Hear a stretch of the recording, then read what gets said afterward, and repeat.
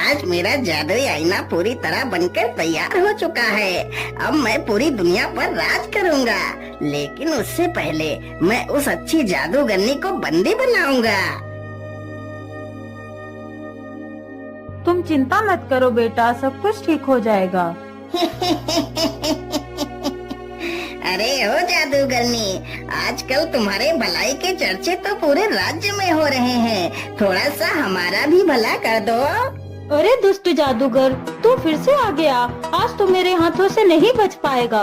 जादूगरनी तुरंत अपने जादुई छड़ी से उसके ऊपर वार करती है, लेकिन जादूगर अपना आईना सामने कर देता है तो वह अच्छी जादूगरनी उसी आईने के अंदर चली जाती है। ओ दुष्ट जादूगर, मुझे यहाँ से बाहर निकाल। मेरी अच्छी जादूगरनी, अब इसी आईने में सड़ती रहो पूरी जिंदगी। अब तो मैंने इस जादूगरनी को कैद कर लिया है। चलो अब महाराज को बंदी बनाता हूँ और खुद इस राज्य का राजा बन जाता हूँ।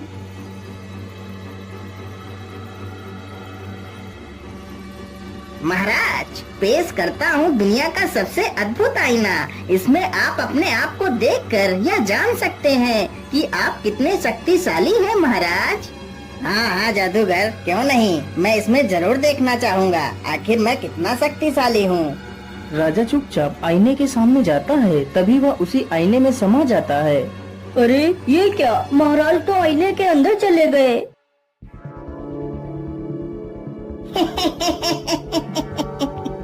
ध्यान से सुनो मेरे दरबारियों, आज से तुम्हारा राजा मैं हूँ। अरे दुष्ट जादूगर, हम तुझे जिंदा नहीं छोड़ेंगे। सैनिक जैसे ही आगे बढ़ते हैं, जादूगर उन्हें वश में कर लेता है। राज्य सभा में जितने भी लोग थे उन सभी को वह जादूगर अपने वश में कर लेता है।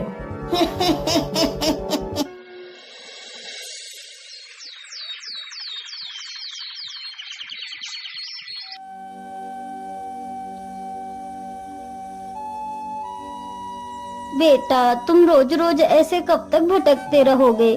मेरी मानो तो तुम्हें महाराज के पास जाना चाहिए। वह तुम्हें जरूर किसी नौकरी पर रख लेंगे। वह बहुत दयालु हैं। हाँ माँ, आप बिल्कुल ठीक कहती हो। आज मैं महाराज के पास ही चला जाता हूँ। इतना सोचकर रमेश एक पोटली में खाना बांधता है और राजा से मिलने के लिए निकल पड़ता है।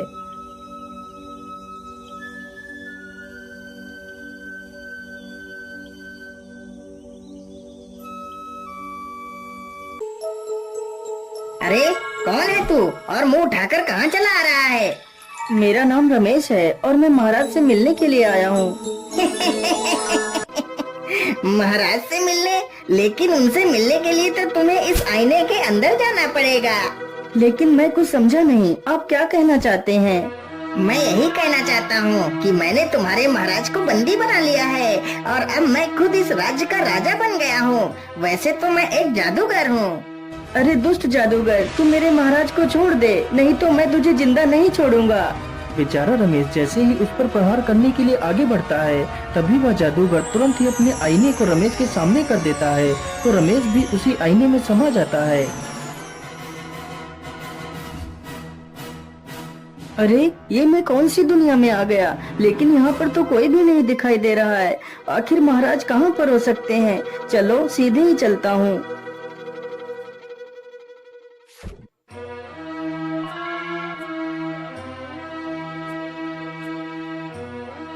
रमेश चलते चलते एक जंगल से गुजरता है। ओफो, चलो जाओ यहाँ से। अब तुम दोनों बड़े हो चुके हो। अब तुम दोनों को हम खाना नहीं खिला सकते, इसलिए तुम दोनों को खाना ढूंढकर खुद खाना चाहिए। लेकिन पिताजी, अभी तो हम खाना ढूंढ नहीं सकते। कुछ दिनों के लिए हमें और रुक जाने दीजिए। लेकिन कौवा जान चुका था कि उसके दोनों बच्चे अब खुद पर निर्भर होने के काबिल हो चुके हैं, इसलिए कौवा अब उन दोनों बच्चों को अपने ऊपर निर्भर नहीं रखना चाहता था। इसलिए कौवा उन दोनों को भगा रहा था। कौवे की ये सारी करतूतें रमेश नीचे खड़े होकर सुन रहा था। अरे ये कौवा तो अपने बच्चों को खाना देने से मना कर रहा है, इसे ऐसा नहीं करना चाहिए। चलो भागो तुम दोनों यहाँ से, नहीं तो मैं तुम दोनों को चोंच मार मार कर भगाऊंगा। अच्छा ठीक है पिताजी, हम दोनों यहाँ से चले जाते हैं। इतना कहकर दोनों बच्चे पेड़ से नीचे उतरकर वहीं बैठ जाते हैं। अरे बच्चों, तुम परेशान मत हो, मैं तुम्हें अपना खाना दे देता हूँ। इतना कहकर रमेश अपनी पोटली से 2 रोटियां निकालकर उन दोनों बच्चों के सामने रख देता है। हे नेक दिल इंसान, हम तुम्हारा ये एहसान कभी नहीं भूलेंगे। इतना सुनकर रमेश आगे बढ़ता है, तभी अचानक से काले बादल छा जाते हैं और जोर जोर से हवाएं चलने लगती हैं। अरे ये क्या, अचानक से इतने काले बादल कहां से आ गए? मुझे लगता है अब तो जोर की बारिश आने वाली है। मैं ऐसा करता हूँ, जल्दी से किसी सुरक्षित स्थान पर चलकर छिप जाता हूँ।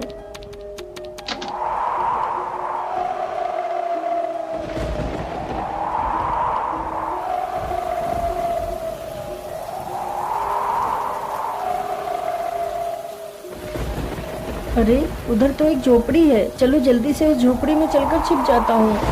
रमेश जल्दी से उस झोपड़ी में जाकर छिप जाता है। ओहो, आज तो मैं कितना थक गया हूँ। मैं ऐसा करता हूँ, इसी स्थान पर थोड़ा सा आराम कर लेता हूँ। इतना कहकर वह जमीन पर लेट जाता है और सो जाता है। अरे भैया, जिस भले आदमी ने हमें खाना खिलाया था वह कालिया की झोपड़ी की तरफ गया है। अगर कालिया आ गया तो उस भले आदमी को वो नुकसान पहुंचा सकता है। हमें जल्दी ही उस झोपड़ी में चलना चाहिए। इतना कहकर वे दोनों झोपड़ी की तरफ निकल पड़ते हैं। वह झोपड़ी एक सर्प की थी। अरे यह मेरे घर में कौन सो रहा है? इसकी इतनी हिम्मत कि मेरे घर में सोए। मैं इसे जिंदा नहीं छोड़ूंगा। इतना कहकर वह सर्प उसे डसने के लिए आगे बढ़ता है। तभी वह दोनों बच्चे वहां पर आ जाते हैं और उस सर्प की पूंछ पकड़ लेते हैं। ओहो, यह इतनी जोर जोर से कौन चिल्ला रहा है? मुझे सोने दो। अरे राम राम राम, ये कितना जहरीला सर्प है। क्या करूं क्या करूं? रमेश तुरंत ही पास में पड़े एक पत्थर को उठाता है और सर्प के ऊपर पटक देता है, जिसकी वजह से सर्प मर जाता है। अरे बच्चों, तुम्हारा बहुत बहुत धन्यवाद। यदि आज तुम दोनों नहीं होते तो मैं आज इस सर्प के हाथों मारा जाता। इतना कहकर रमेश आगे के लिए निकल पड़ता है। वह चलते चलते समुद्र के किनारे से गुजरता है। तभी वह देखता है एक मछली पानी के बाहर पड़ी है और तड़प रही है। यह देखकर रमेश को उस पर दया आ जाती है। अरे राम राम राम, ये मछली तो समुद्र की लहरों की वजह से बाहर आ गई है। चलो इसे वापस पानी में छोड़ देता हूँ। रमेश तुरंत उस मछली को उठाता है और पानी में छोड़ देता है। अरे युवक, तुम महान हो, तुमने मेरी जान बचाई। मैं तुम्हारा यह उपकार अपने पूरे जीवन नहीं भूलूंगी। तुम्हें जब भी मेरी मदद की आवश्यकता पड़े तो तुम मुझे जरूर याद करना। ए मछली, मैं यहाँ पर अपने महाराज को ढूंढने के लिए आया हूँ। क्या तुम हमारे महाराज को ढूंढने में मेरी मदद करवा सकती हो? हाँ हाँ, मैं जानती हूँ। तुम यहाँ से सीधे चले जाओ, वहाँ पर एक जादुई गुफा आएगी, तुम उसी में चले जाना। तुम्हें वहीं पर महाराज मिल जाएंगे। मछली की यह बात सुनकर रमेश सीधे उसी दिशा में चला जाता है।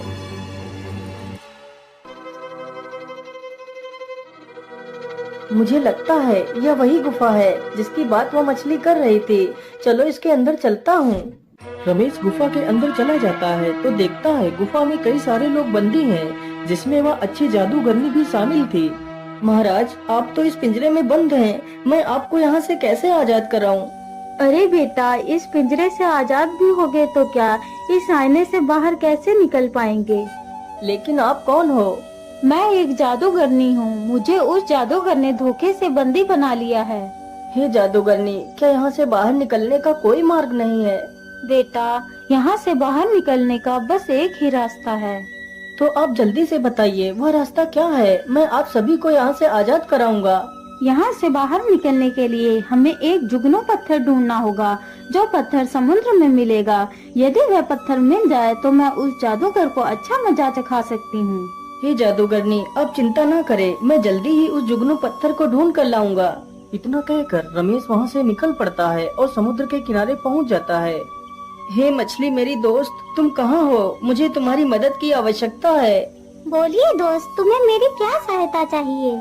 मेरी दोस्त, मैंने अपने महाराज को ढूंढ लिया है, लेकिन अब मैं एक चमकीला पत्थर ढूंढ रहा हूँ। यदि वह पत्थर मुझे मिल जाए तो मैं अपने महाराज के साथ साथ बाकी सारे लोगों की भी जान बचा सकता हूँ। अरे तुम चिंता मत करो, मैं जानती हूँ वह चमकीला जुगनू पत्थर कहाँ है। तुम यहीं रुको, मैं अभी वह पत्थर लेकर आती हूँ। मछली तुरंत पानी में जाती है और कुछ ही देर में वह चमकीला जुगनू पत्थर लेकर आ जाती है। जुगनू पत्थर देखकर रमेश बहुत ही खुश हो जाता है और जल्दी से वह पत्थर लेकर वहाँ से चला जाता है। ये लीजिए जादूगरनी, मैं उस जुगनू पत्थर को ले आया हूँ। जादूगरनी तुरंत उस जुगनू पत्थर को अपनी छड़ी से स्पर्श कराती है तो जुगनू पत्थर उसी छड़ी में समा जाता है तो वह और भी ज्यादा शक्तिशाली हो जाती है। जादूगरनी का पिंजरा अपने आप ही नष्ट हो जाता है। फिर वह सभी को आजाद करा देती है। अरे जादूगरनी, हम यहाँ से आजाद तो हो गए, लेकिन हम यहाँ से बाहर कैसे निकलेंगे? महाराज, यह एक जादुई नगरी है। यहाँ से बाहर जाने के लिए हमें उस अनोखे झरने के पास चलना होगा। सारे लोग जल्दी ही उस झरने के पास जाते हैं। लेकिन यहाँ पर तो कोई रास्ता नजर नहीं आ रहा है। महाराज, आप फिक्र मत करिए, मैं अभी रास्ता बनाती हूँ। जादूगरनी ने तुरंत ही अपनी जादुई छड़ी से एक रास्ता बना दिया। फिर सारे लोग उसी रास्ते के अंदर चले जाते हैं। अरे ऐसे कैसे नहीं देगा? सैनिकों, तुम जल्दी से जाओ और मोहन को पीटते हुए मेरे पास लेकर आओ। जादूगर इतना कह ही रहा था कि तभी राजा और वह जादूगरनी तथा बाकी के सभी लोग उस शीशे से बाहर आ जाते हैं। अरे रे रे रे, ये क्या? ये सारे लोग बाहर कैसे आ गए? चलो कोई बात नहीं, बाहर तो निकल आए, लेकिन अब तुम लोग जीवित नहीं बचोगे।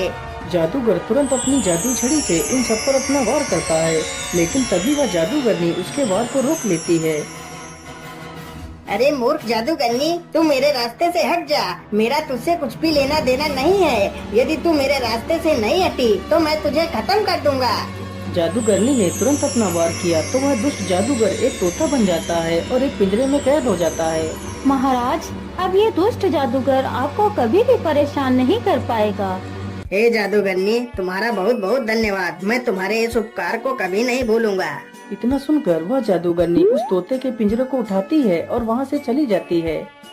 लेकिन बेटा, तुम कौन हो और तुम अचानक से उस आईने में कहाँ से आ गए थे? महाराज, मेरा नाम रमेश है और मैं आपके राज्य में ही रहता हूँ। फिर रमेश अपनी सारी कहानी राजा को सुनाता है। अरे रमेश, तुम बहुत ही बहादुर हो। मैं तुमसे बहुत प्रसन्न हुआ। यदि तुम अपनी बहादुरी नहीं दिखाते तो हम कभी भी उस कैद से आजाद नहीं हो पाते। इसलिए आज से तुम मेरे विशेष अंगरक्षक हो। उसी दिन से रमेश राजा का विशेष अंगरक्षक बन जाता है।